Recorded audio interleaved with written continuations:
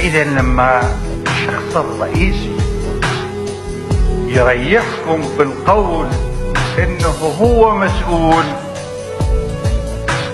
بعد ايش رايحين على الناس هاي يسألون عن مسؤول؟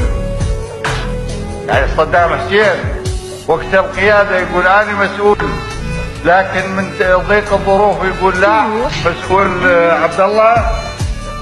ما يسويها صدام حسين وانتم تعرفون، يعني مو من النمط اللي يسويها، ويتكي على غيره بصعوبات، يشيل الناس على كتوفه بالصعب، وبالظروف السهلة هم يمشون على رجلهم.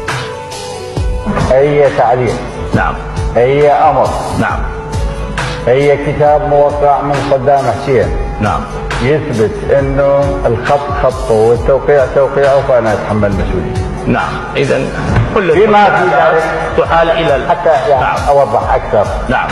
بما في ذلك لو كانت الكتب صادره باسم مجلس قياده الثوره، نعم، ويترتب على هذا الكتاب مسؤوليه، فانا وحدي اتحمل المسؤوليه وليس اعضاء مجلس قياده الثوره. نعم، مفهوم. اما امام التاريخ وامام الشعب، نعم. فانا كنت احترم رفاقي واحترم رايي.